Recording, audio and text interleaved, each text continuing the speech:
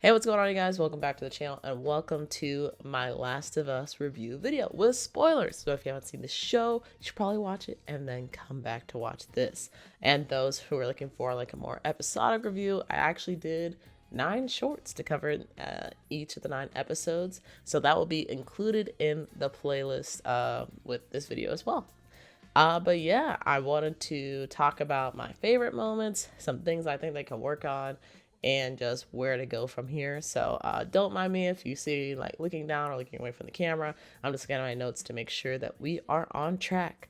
But with that, let's go ahead and get into my favorite moments. The first of which I had to say the cold openings. The cold openings were really good for just giving us some of that extra context, not just for what the show's zombie universe was around and like how the infection spread, but also I think it did add further context to the game world's zombie apocalypse and just getting to know it a little bit better. Just in case you didn't like want to read all the papers and books and all that stuff, like it just lays it out for you here, which I really like. And I also like that it added to the story without necessarily having to be like something that Joel and Ellie did, where it's like, oh, let me read this book, find out more about the apocalypse. Because like, no, they've been living in the apocalypse for all this time. Why wouldn't they know about it? So it was cool to get a way for us outsiders to get into the story. This is the number one good thing about this show for a lot of people, but the faithfulness to the original video game series is something that a lot of people like. I also like myself, but I think it's a two-sided coin. So I'll talk about that a little bit more later, but it definitely is, in my opinion, the best live action adaptation of a video game that we have so far. It's been very faithful, and even if you had never experienced the game but you wanted to like start playing the game today, let's say, like, and you've seen the show, I think you would find pretty much everything falls in line like with what you would expect, which is good because some live action adaptations can definitely turn you off from a very good series just because they did not adapt things well. So that, for me, that's the baseline. That at the very least, if you can't do anything else, just make sure you're faithful to the material, and they absolutely did that. Also, I have to point out episode 3 with Bill and Frank, which is one of my favorite episodes. It just does an excellent job of going into Bill and Frank's story a little bit more, which, interestingly enough, those two characters are some that you don't really get to go into in the video game. So to see that they have like a more of a magnifying glass on them in this series and getting to know them, this shows how much like I knew when it came to The Last of Us. Like, I thought Bill and Frank were business partners and they just worked together because it was easier during the apocalypse, all of that. They were partners. They were romantically involved. Had no idea. I'm sure there was probably a notebook or somewhere that like went into more detail in the game, but yes, the show makes it very clear that they were romantically involved. They loved each other, and their relationship and how that blossomed, that was really cool to see in the show. And I think one of the like bittersweet things about it is that there wasn't an episode like that after the Bill and Frank episode, which is like, one critique I do have for that episode is the fact that it kind of puts Joel and Ellie's story on the sidelines for, I feel like, a while, which was surprising. But in doing that, we got to get to know them a little bit more. So I feel like it wasn't an entirely bad trade-off. But they never do anything like that again with any of the other characters that we meet. Joel and Ellie are somehow involved, which is fine. But in that, I don't think we really get to see like a deeper level to them, especially with Bill and Frank, especially Bill. Bill has a super hard shell, and to see him like kind of melt in that episode was also really cool. So hopefully they'll do more of that in season 2 or seasons to come. I don't know. I also liked Kathleen's story. Kathleen's story was pretty interesting. As far as I can remember, and from what I looked up, I don't believe she's in the first game. So to see them like add a new antagonist and just like the reasons why she's doing what she's doing, you know, for revenge for her brother, because she really cared about him and felt that, like, you know, she was wronged and he was wronged in some kind of way, but also the fact that she felt really alone, and like that was one of the only family members that she had, which people had pointed out in the show and talking to her, like she was very lucky to have some family as it was. But you know, that's what makes it even more painful to lose somebody like that. I think it definitely does a great job or foreshadowing some things to come with other characters as far as, you know, building and breaking different relationships. Don't want to spoil anything, but it does a great job of showing how revenge can destroy yourself and the lives around you. Also, getting to see the town in episode 6 was really cool. It was really cool to get to see that space kind of like in real life, I guess, kind of similar to what Sony did with The Last of Us 2, where they had like a preview where you actually like walked into like this barn house where they have like a party scene. Only like a few people got to do that, but to see something like that happen again was pretty interesting. But also just the fact that this space, this community, is unlike anything else that we see in the show, because these people are living practically normal lives. Granted, you know, there's more farming and stuff happening because, you know, that's what you have to do in the zombie apocalypse. But, you know, the kids, they don't have to worry about like stabbing zombies in the head and shooting people, shooting your best friend, like things like that. And Ellie got to experience a little bit of that, so it's always cool to see how those people reflect on Ellie, especially since she grew up in a time that was not normal and seeing what is normal. And also just how it kind of like broke Joel down a little bit, to the point where, like, you know, he's like, I'm too old for this. I'm one of the people that needs to be in this community. Tommy, you're young, you still got some pep in your step, like you can take over for me, which of course never ended up happening. But to get to see them in that environment was really cool, and just the environment in general was pretty interesting, because that's not something that's often seen in zombie apocalypses. But also, the Native American couple at the beginning of this episode was hilarious, and I think part of it is because like nobody else acts like them, like they're so nonchalant. I don't know if they get robbed every day to the point where it's like, you know, I'm used to this, or if they recognized that they weren't really trying to rob them of ill intent, like they were looking for someone, they were looking for Tommy. I don't know if, I don't know what was going through that lady's head when she invited them to sit down for some soup, but I love it. I kind of want them to interact with more people like that. Like the little comedic moments in the show definitely do like give you a break from all of the sadness and, like, you know, the impending doom that they often come up against. So it was cool to see that interaction, and I love the way those two actors like played off this very like nonchalant relationship. Episode 8, in my opinion, is the best episode of the season. And it's centered around Ellie. Joel is pretty much removed from the whole thing, or most of it, like 80-90% of the episode. So to see Ellie kind of like come to her own, kind of mature a little bit and take care of things, and show that she can also be relied upon, like she had been relying on Joel this whole time, was really cool to see. And in my opinion, I'm like, if you don't like Ellie after this episode, you may never like her. Like, I don't know what to say, because, you know, there are some ups and downs with Ellie, but I feel like for this series, this was like one of the highest moments where she got to take care of herself. She still had like her attitude, you know, and she was she was antagonizing David, which, oh my gosh, David was also an excellent villain. But just like the stuff that she went through, it is hard not to empathize with her, I feel. But, you know, I watched it with my mom and dad. My dad was still like, yeah, I don't like Ellie, she talks too much. Which another I'll give them another point, because at the beginning of The Last of Us, a lot of the people that I watched let's plays of, and myself, I'm like, dang, Ellie is annoying, she talks too much, like she's just not aware of her surroundings that well, like all this other kind of stuff. And as the game continues, like you see her start to like mellow out and stop using, I think it's probably like a defensive complex of, oh, people like funny people, let me try and be funny kind of thing. And then she actually acts like herself, which is like, you know, all you need to do.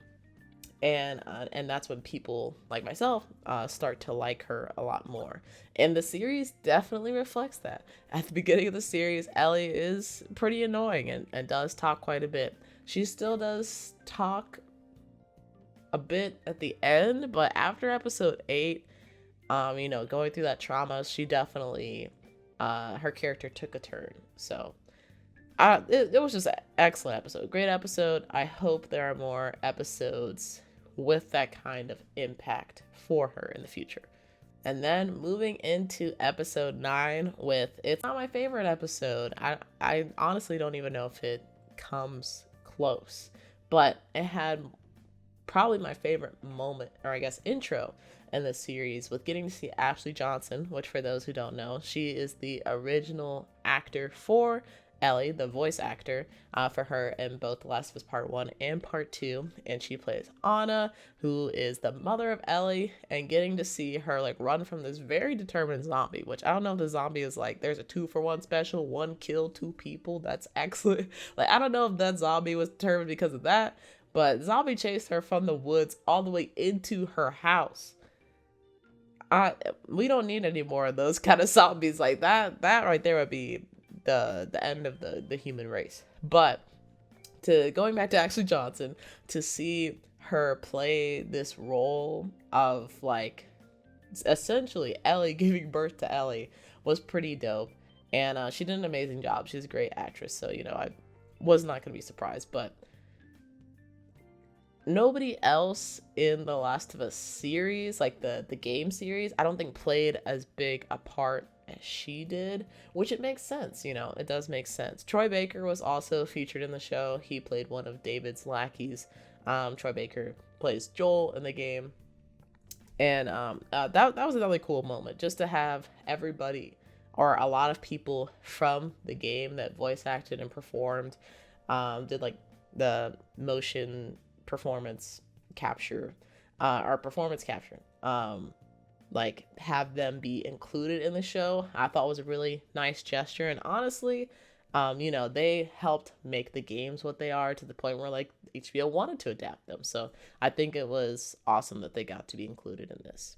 And then I have to mention, also in episode 9, Giraffe Gate. Whether or not people thought the giraffe was real or not, I personally thought it was real. I'm like, I don't know. She's interacting with it quite a bit. And it didn't look fake. It looks excellent. But, you know, CG, they could do a lot of cool things with CG. But, yeah, the giraffe was real. They said it. They put out behind the scenes. Belle Ramsey confirmed that she did interact with the real giraffe. So, giraffe was real. But outside of the controversy, just having that moment of the giraffe, the iconic moment of her interacting with this giraffe being paired with like her having a very traumatic moment with David and almost getting like raped and killed, and her being like really quiet for a lot of the beginning of the episode, and like this giraffe kind of like opening her up back to herself and helping her get like a little sense of normalcy, I guess. Nobody pets giraffes, but that was also like really cool to have those two like emotions paired together. And just the way that those characters kind of break down in those moments before getting pushed into the hospital scene. Now, moving to places to improve. I hope nobody takes this personally. You know, these are just my own thoughts. I still think the series was great, but great things can always get better. And one of the things that I wrote down that it does have a question mark behind it is, was this series faithful to a flaw? And I think the beginning of the series and the end of the series suffer from this the most, of it being so faithful to the point where I'm like, there are no kind of deviations that I can look forward to. The excitement is still there, but it's not like, oh, this is fresh, this is new, what's gonna happen? It's like, oh yeah, I remember this was a cool moment. Which it's tough, especially with the number of episodes that they had to work with and all the information that they had to pass to us. I understand what I'm asking for is a little bit unreasonable. But that, like, episodes of Bill and Frank and the cold open, I have seen that they're capable of taking the information from the Last of Us games and from Neil Druckmann and the other writers that he's worked with, and uh, giving us more context on certain things. I've seen them do it, and I just want more of that. I just want more of that. I'm greedy. I want more. It's all right. Another thing, which I really hope that they change, is I hope that they extend these looks into characters similar to like what they did with Bill and Frank, because Henry and Sam's story, which I also feel like is like an iconic part of the game that a lot of people remember. I remember it not vividly, but I remember how it made me feel and like how I cried. I don't think that really came across when it came to the TV adaptation. And I feel like it wasn't the performance or anything or the situation. I ultimately feel like it was just the amount of time that I got to spend with them. And interestingly enough, like the moment with Sarah kind of made me tear up a little bit at the beginning of the series. But that moment happens just as fast as it does in the game. So, you know, the time, there's no difference there. But with Henry and Sam, like you spend at least a couple hours with them in the game. Just depending on like the speed that you're going and all the exploration and stuff. And we get like an hour to like kind of learn their story, and then they meet up with Joel and Ellie, and then this fight breaks out, and then they die. It just did not feel as impactful in my opinion. Like, still definitely a sad moment, and I definitely see the ways that it impacted Joel and Ellie, but I don't think it really impacted me, which is a little bit disappointing. I kind of wanted more of that. And same thing with Ellie and Riley. I feel like they definitely would have benefited from having more flashbacks of like them becoming friends, like different things that they did over the years, and then Riley eventually leaving. Because like the first moment that we see of Riley that I think I remember is like her sneaking into Ellie's room, or their room, and scaring her and like putting her hand over her mouth, which that was super weird. They made a couple weird choices with Riley and Ellie in that episode. I was like, this is just a odd relationship, like regardless of whether you got crushes on each other or not, or you just, there's just some weird stuff. Like what friends do that? What friends like try to make you think you're gonna get murdered in your sleep? Like, I don't know, that was very strange. It wasn't funny to me at all. But the mall episode, it's funny that I say they need more time together. I do think they did, because I don't know, some people, some podcasts I listen to, they definitely weren't buying into this idea that they had a crush on each other, that they had this like long-lasting relationship. I personally disagree with that, and I think, like, you know, you can kind of see the feelings and the sparks and all of that. But that episode in particular, it was almost to a T what the DLC and DLC content was, which sucks in a way because a lot of people never got to experience that. So instead of like interacting and walking around the mall yourself, you're watching people do that, and that to me was pretty boring. I think that was one of the weakest episodes, if not the weakest episode, because I was like pretty bored the whole time. Like, I was just kind of waiting for the zombie to come out. By the time we got like 15-20 minutes in, I'm like, all right, this is, I don't need any more of them all. Don't need any more of them all. So hopefully they can, I still do want them to give characters more time, but do it in an impactful way. I will say that, do it in an impactful way. Speaking of giving things more time, I heard a lot of opinions that said the finale was rushed, and I didn't think that after watching it the first time, but after hearing people's reasonings, I definitely can see just like how quickly things sped up. But the way that they had paced the last episode up to the finale, I'm like, they kind of have to speed things up. So it was kind of an inevitability, but something I definitely think they can work on going into the next season / seasons in the future. One of my biggest critiques is, where was Abby in all of this? I don't want to spoil The Last of Us Part 2, and I talk about this a little bit more with my next topic, but I do think that Abby should have been involved with at least the finale in some kind of way. We did not see her. And thankfully, they announced that they are going to split part two of the games into multiple seasons, at least more than one season from what the showrunner said. So there is time to put Abby in and give her a proper introduction. But yeah, that is one of the biggest points of tension for part two. And I think it's something that can, I won't say avoided, but something that can definitely be done a little bit better and kind of like ease our way into it. Like, I know the Naughty Dog crew did what they did with Abby for kind of a shock value, and kind of, it wasn't so much about what the players wanted as what they wanted to do, which I respect.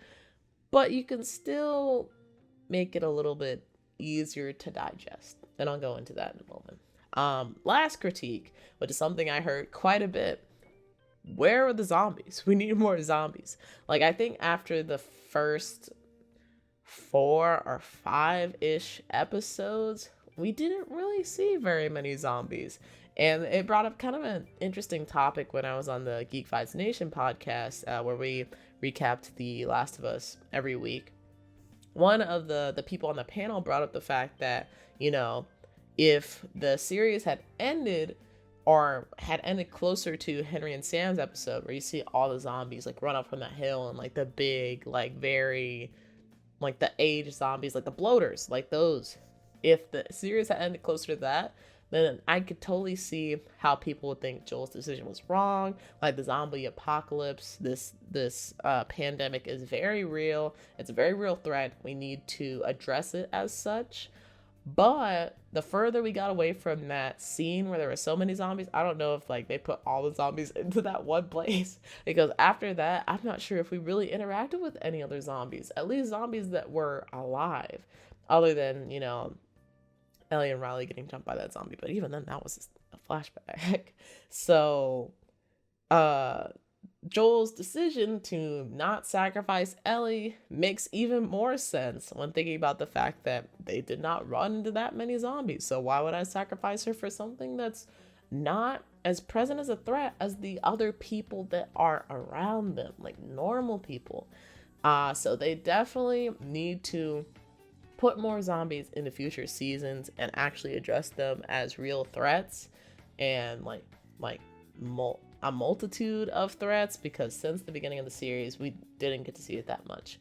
And I understand The Last of Us is more of a people versus people thing, but I think what The Walking Dead does a lot better, and I don't even watch The Walking Dead, but I know this just through talking with people about it, and also through the Telltale games. The Walking Dead is people versus zombies. Zombies are always a part of the equation, and Last of Us, I feel like they kind of messed that part up. So to recap everything with how do we move forward? For me personally, video game adaptations really shine when they can take the material that they're adapting and evolve it into this new medium, whatever it is they're doing, whether it's film or television. And examples of this would be the Sonic movies, Arcane series on Netflix, the Cuphead show on Netflix, and Cyberpunk Edge Runners on Netflix, funny enough. And so for me personally, it's going to be hard to tell me a story, even if it's a great story, and expect me to think that experience is better than me actually living the story. So that's why I really emphasize these changes that get made to the story, and like things that further contextualize things I already know about, because without that, I'm kind of given an inferior experience. It still be good, but it's not as good as what the game offered me. All that being said, though, like I said, the baseline is adapting the material and being faithful to the game that you're adapting. If you cannot do any of those other things, evolving and giving more context, at the very least, just adapt the material and be faithful to what you're adapting. If you can do that, you will at least have a good, if not great, project that people can enjoy. It just won't be something that I personally think like transforms the way that I think about that specific game or that specific property. I would also ask that we get to know some of these new characters a little bit more. And I know The Last of Us Part 2, um, the new characters that you get introduced to, they do stick around for a little bit longer. So I think that's just naturally going to happen. But hopefully they do make more thoughtful efforts in doing that, because by the time like episode 4, 5, 6 came around, I was not expecting any new characters to last for more than an episode, which is unfortunate because, you know, it takes away from the storytelling a little bit when you don't really expect anybody else but Joel and Ellie to make it out of it. I also write down that the cameos, if they can keep doing the cameos, that would be great. One thing that I think would be interesting is if they took the people whose images they used to create the characters from the games, create those models, if they can include them somehow, because they do play a big part, a major part in the storytelling, because those are the faces that we look at regardless of, you know, the people who are actually performing the voices. Those are the faces that we're looking at. So I would love to see them involved in some way. And I've checked out the YouTube channel for the person that's that Ellie's modeled after and that Abby is modeled after, and they seem like really sweet girls, really down to earth. They of course they probably look different now because they've grown up a little bit, but it would be nice to see them involved as well, because, you know, they were in part of this production. They were the faces of the franchise. Speaking of Abby, next season I think we need an introduction that is not the same as Last of Us Part 2. I don't want to spoil it because it's not really fresh, but some people, you know, now that you've watched the show, you might want to play the games if you never played the games. So I will try not to spoil it, or I won't spoil it. But the way that Abby is introduced in these games made a lot of people very mad because of how disruptive and how abrupt things just kind of came about. And I understand that Neil Druckmann has already came out and said like he doesn't care about the backlash of The Last of Us Part 2. And to some extent, like, I agree. You shouldn't really let what other people are saying like dictate your art. But I do think that he should take some of that constructive criticism, because there are always things that can be done better. And if he can kind of smooth over this sore spot for a lot of people, I think he can ultimately make a much better transition to the content of The Last of Us Part 2, because there are a lot of people, including myself, including one of my friends who is a huge Last of Us fan and was looking forward to the game. As soon as Abby is introduced, a lot of people dropped off. A lot of people did not want to play the game anymore. I almost quit on the series myself, but Abby is such a great character that when I returned to the game and actually got to the end of the game, I agreed with her more than I agreed with Ellie. So I think I understand they want to get that shock value. They really want to, like, you know, emotionally impact some people. I think they can still do that, but Abby's introduction, if it's a little bit different, I think it will be a much smoother way of telling that story. I also wanted to point out that I know zombies are going to be especially harder to try and involve in the part 2 story because there are more human factions in part 2. So the human threat becomes even greater. But I still think they need to make the effort to try and have more zombies. And I don't know if it's a thing where like they couldn't get enough bodies to play the zombies, or if production just did not want to involve that many zombies. I know that they were trying to limit the action, which is another thing. Having more action would be nice to kind of break things up. I know the game can be kind of visceral and they wanted to avoid that, but a lot of people, even people that, like, you know, did not play the games, they haven't seen how brutal the game can get, have asked for more action. So I think more action, like with the zombies involved, would be a nice thing to add moving forward. I know some of my peers were even talking about adding the spores back into this universe, just so that way the zombie apocalypse will have some zombie elements to it, where that threat is still looming, even if there's not like an actual zombie there. Just the threat of infection will seem greater than it was in the show, because it definitely, if you were not fighting a zombie, I was not worried about the infection. And the last thing that I'll add is that there is like a 5-ish year gap, maybe a little bit more, between the first game and the second game, or there is not a whole lot of content covered. And I would love to see that visualized through the TV screen in some kind of way, especially because Ellie and Joel's relationship changes a bit during that time period, and you can kind of guess why. So I would love to see them add more context as to what was happening there, and maybe like some extra little moments that were only covered in like journals and booklets in the game.